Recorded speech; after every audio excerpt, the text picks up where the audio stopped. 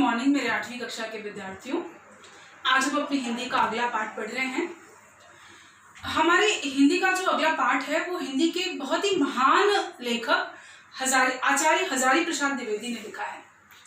पाठ इस तरह का है कि लेखक की एक बहुत छोटी सी बच्ची है और वो बच्ची अचानक एक दिन लेखक से ये पूछ बैठती है कि पिताजी हमारे नाखून क्यों बढ़ते हैं, आखिर क्या कारण है कि हमारे नाखून हम बार बार काटते हैं और फिर बढ़ जाते हैं, क्यों और कैसे हमारे नाखून इतने बढ़ते हैं। तो आज का हमारा जो पाठ है, हमारे आज के पाठ का नाम है नाखून क्यों बढ़ते हैं और यह पाठ आचार्य हजारी प्रसाद द्विवेदी जी ने लिखा है। आचार्य हजारी प्रसाद द्विवेदी का जन्म 1907 में बलिया उत्तर प्रदेश में हुआ। आचार्य द्विवेदी जो थे वो हिंदी साहित्य के एक मौलिक निबंधकार थे और इनका व्यक्तित्व बड़ा ही प्रभावशाली था, स्वभाव सरल और उदार था और ये हिंदी के महान विद्वान थे। अशोक के फूल, कल्पकता, बाणभट्ट की आत्मकथा, इस तरह के महान उपन्यास और निबंध इन्होंने लिखे हैं। नाखून क्यों बढ़ते हैं ये पाठ भी एक निबंध है। जैसा कि आपको पता है कि निबंध बहुत तरीके के होते हैं, तो ये एक ललित निबंध है। ललित निबंध का मतलब होता है कि ऐसे जो पहले बहुत लाइट नोट से शुरू हो, थोड़ी सी मतलब लाइट इंसिडेंट से शुरू हो, किसी हंसी मजाक से शुरू हो, किसी घटना या किसी इंसिडेंट से शुरू होकर ललित निबंध जो है वो धीरे धीरे आगे बढ़ता है। तो शुरुआत में तो ये ललित निबंध है, उसके बाद ये जो पाठ है नाखून क्यों बढ़ते हैं ये एक वैचारिक निबंध में बदल जाता है। उसके बाद धीरे धीरे ये पाठ जो है वो मनुष्य के बहुत सारे एस्पेक्ट से और मानवता के बहुत सारे मुद्दों से जुड़ता चला जाता है और उसकी चीजों को हमारे आगे स्पष्ट करता है। तो आइए हम शुरू करते हैं अपना ये पाठ, नाखून क्यों बढ़ते हैं। नाखून क्यों बढ़ते हैं। बच्चे कभी कभी चक्कर में डाल देने वाले प्रश्न कर बैठते हैं।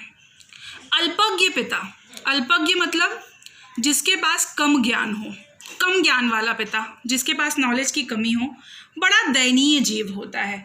दयनीय मतलब जिस पर दया आए, जीव मतलब प्राणी, एक ऐसा प्राणी बन जाता है जिस पर बड़ी दया आए। अगर पिता के पास नॉलेज नहीं है और बच्चे ने प्रश्न पूछ लिया है तो पिता जो है उसकी कंडीशन जो है थोड़ी सी मिजरेबल हो जाती है, वो दयनीय जीव हो जाता है।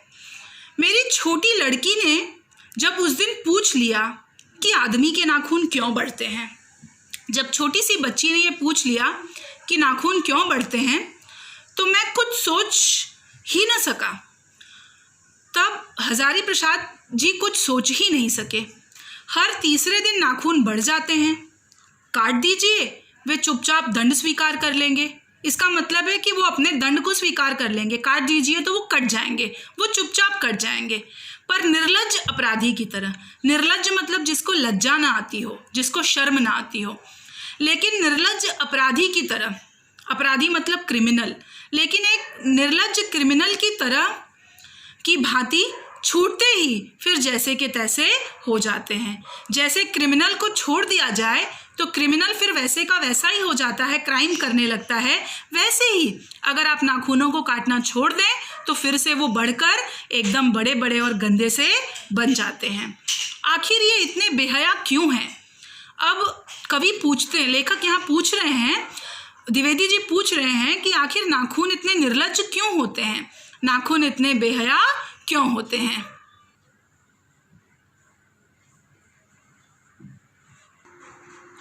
कुछ लाख ही वर्षों की बात है जब मनुष्य जंगली था, वन मानुष था, मतलब बिल्कुल जंगल के जानवरों की तरह था।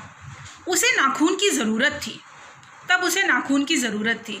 उसकी जीवन रक्षा के लिए नाखून बहुत ज़रूरी थे।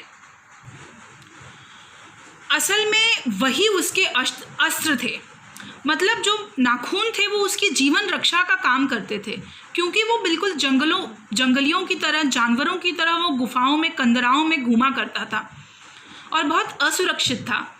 तो उसके जो नाखून थे, उसके जो दांत थे, इन्हीं से वो अपनी रक्षा करता था और इन्हीं के सहारे वो अपना शिकार भी ढूंढता था। दांत भी थे पर नाखून के बाद ही उनका स्थान आता था। तब मनुष्य दांतों का भी इस्तेमाल करता था अपनी रक्षा में या शिकार पकड़ने में, लेकिन जो नाखून थे, नाखून का स्थान पहले आता था। पहले मनुष्य नाखून का उपयोग कर लेता था, जब नाखूनों से भी बात नहीं बनती थी तब वो अपने दांतों का इस्तेमाल करता था। धीरे धीरे वह अपने अंग से बाहर की वस्तुओं का सहारा लेने लगा, लेकिन धीरे धीरे मनुष्य क्योंकि इंटेलिजेंट था, वो अपनी बॉडी के पार्ट्स के अलावा बाकी जो अलग अलग रिसोर्सेज थे, अलग अलग चीज़ें थी, उनका उपयोग करने लगा। उसने हड्डियों के भी हथियार बनाए।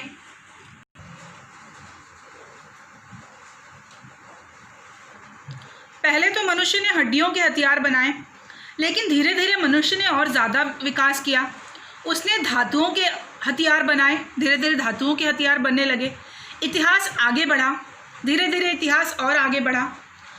कभी कभी मैं हैरान होकर सोचता हूँ कि मनुष्य आज अपने बच्चों को नाखून न काटने पर डांटता है। बच्चों को नाखून न काटने पर डांट पड़ती है। स्कूल में हम टीचर्स भी हमेशा आपको कहते रहते हैं कि अपने नाखून ज़रूर काटिए। तो लेखक जो है वो हैरान है कि एक ऐसा समय था जब नाखून हमारे लिए हथियार का काम करते थे, बहुत ज़रूरी थे, और आज एक ऐसा समय आ गया है कि नाखूनों को हम बिल्कुल रहने नहीं देना चाहते। हम नाखूनों को काट देना चाहते हैं, और अगर कोई नाखून ना काटे तो हम उसे डांटते हैं। लेकिन नाखूनों के बारे में बताते हुए लेखक कहते हैं कि नाखूनों को काटो और वे रोज़ बढ़ते हैं। नाखून जो हैं वो रोज़ बढ़ जाते हैं। मुझे ऐसा लगता है कि मनुष्य अब नाखून को नहीं चाहता। लेखक को लगता है कि अब मनुष्य को नाखून की ज़रूरत नहीं है। ये उसकी भयंकर पाशवी वृत्ति के जीवंत प्रतीक हैं। भयंकर मतलब भयानक। नाखून जो है वो उसकी भयानक पाशवी वृत्ति के, पाशवी मतलब जानवर की उसके अंदर जो वृत्ति थी, जो उसके अंदर का एक एनिमल एटीट्यूड था, तो उसके अंदर के एनिमल एटीट्यूड के वो एक जीवंत प्रतीक है। वो एक बिल्कुल आप कह सकते हैं लाइव सिंबल्स हैं। ये वो दिखाते हैं कि जब मनुष्य जानवरों की तरह था तो बड़े हुए नाखून मनुष्य को अपनी उस युग की याद दिलाते हैं जब मनुष्य में मानवता नहीं थी, जब उसमें पशुता थी, जब उसमें जानवरपन था। मनुष्य की पशुता को जितनी बार भी काट दो वह मरना नहीं जानती। यहाँ पर लेखक एक बहुत बड़ी बात कहते हैं कि मनुष्य के अंदर एक पशुता होती है, मनुष्य के अंदर एक जानवर वृत्ति होती है, बुरी भावनाएं होती हैं। जब भी मनुष्य चाहे तो उन बुरी भावनाओं को काट सकता है, कम कर सकता है, लेकिन उन बुरी भावनाओं को वो मार नहीं सकता। कहीं ना कहीं उसके अंदर वो बुरी भावनाएं रहती ही हैं। ऐसे में मनुष्य नाखूनों को काट कर क्या करता है? अपनी उन बुरी भावनाओं को काट देता है, अपनी उन बुरी भावनाओं को खुद से अलग कर देता है। मनुष्य के अंदर पशुता तो होती है, लेकिन ये मनुष्य की जिम्मेदारी है कि वो अपनी पशुता को बढ़ने ना दे, वो अपनी पशुता को कंट्रोल रखे। अपने अंदर का जो जानवरपन है, अपने अंदर का जो जंगलीपन है, उसे वो बिल्कुल काट दे, उसे वो बिल्कुल मार दे, और अपने अंदर की मानवता जो है वो उसको बढ़ाता रहे। अगर आदमी अपने शरीर की, मन की और वाक की, शरीर मन और वाक मतलब वाणी, अगर मनुष्य अपने शरीर मन और वाणी की अनायास घटने वाली वृत्तियों के विषय में विचार करे, मतलब उसके मन में, उसके शरीर में और उसकी वाणी में जो अनायास घटती हैं घटनाएं, जो अनायास उसके अंदर होने वाला उसका जो नेचर है, अगर उस पर वो विचार करे तो अपनी वास्तविक प्रवृत्ति पहचानने में बहुत सहायता मिले। तो इंसान को उसकी वास्तविक प्रवृत्ति का पता चलता है, उसके एक्चुअल नेचर का पता चलता है। हमारे मन में कभी कभी अनायास ही गलत विचार आते हैं, हमारा शरीर कभी कभी अनायास ही इनअप्रोप्रिएट काम कर लेता है, या हम गलत बोल देते हैं। लेकिन अगर मनुष्य अपनी इन प्रवृत्तियों को, अपने इस नेचर को पहचान ले और उसको सुधारने की कोशिश करे, तो इससे जो है वो मनुष्य के अंदर मानवता के विकास में सहायता मिलेगी। मनुष्य की नख बढ़ा लेने की जो सहजात वृत्ति है, मतलब नाखून बढ़ा लेने की उसके अंदर एक जन्मजात वृत्ति है। ये जब मनुष्य बिल्कुल जानवरों की तरह था तब भी बढ़ रहे थे, ये आज भी बढ़ रहे हैं। ये उसकी एक जन्मजात वृत्ति है, यह उसके पशुत्व का प्रमाण है। लेकिन ये नख बढ़ाने की उसकी जो वृत्ति है, उसका जो नेचर है, ये उसके अंदर के जानवरपन का प्रमाण है। उन्हें काटने की जो वृत्ति है, लेकिन बढ़े हुए नाखूनों को ठीक तरह से काट देने का जो स्वभाव है, यही उसकी मनुष्यता की निशानी है, यही उसके अंदर की मनुष्यता है, यही उसकी मानवता को बताता है। मेरा मन पूछता है मनुष्य किस ओर बढ़ रहा है। अब लेखक के मन में ये आवाज़ आती है कि इस तरह से नाखून बढ़ाकर और इस तरह की जानवर वृत्तियों को बढ़ाकर आखिर मनुष्य किस तरफ बढ़ रहा है, पशुता की ओर या मनुष्यता की ओर। हम जानवरपन की तरफ जा रहे हैं या हम मानवता की तरफ आ रहे हैं, अस्त्र बढ़ाने की ओर या अस्त्र काटने की ओर। क्या हम अपने नाखून बढ़ाना जो है ये हमारी विपन्स बढ़ाने की जो टेंडेंसी है इसकी तरफ तो इशारा नहीं कर रही। मेरी निर्बोध बालिका ने, निर्बोध मतलब अबोध, अनजान, मेरी अनजान बालिका ने मानो मनुष्य जाति से ही प्रश्न किया हो। लेखक कहते हैं कि मेरी बालिका ने सिर्फ मुझसे प्रश्न नहीं किया, उसने पूरी मानव जाति से प्रश्न किया है। जानते हो नाखून क्यों बढ़ते हैं?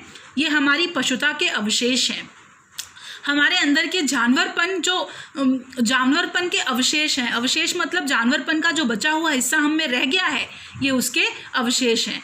मैं भी पूछता हूँ, जानते हो ये अस्त्र शस्त्र क्यों बढ़ रहे हैं? यहाँ लेखक पूछते हैं कि दुनिया इतने हथियार क्यों बढ़ा रही है, हर देश के पास इतने अस्त्र शस्त्र, इतने वेपन्स क्यों बढ़ते जा रहे हैं? ये भी हमारी पशुता की निशानी है, ये भी हमारे जानवरपन की निशानी है।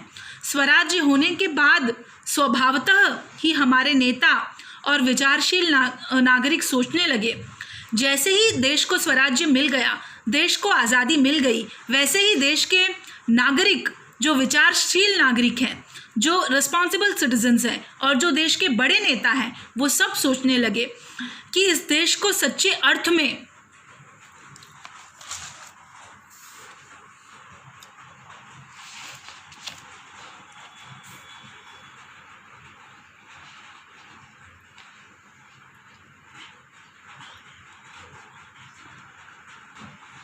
इस तरह रिस्पॉन्सिबल सिटीजन्स और रिस्पॉन्सिबल लीडर्स ये सोचने लगे कि देश आज़ाद तो हो चुका है, लेकिन देश को सही मामलों में सुखी कैसे बनाया जाए।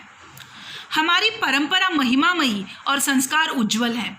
देखिए बच्चों, इंडिपेंडेंस और स्वाधीनता में फ़र्क होता है।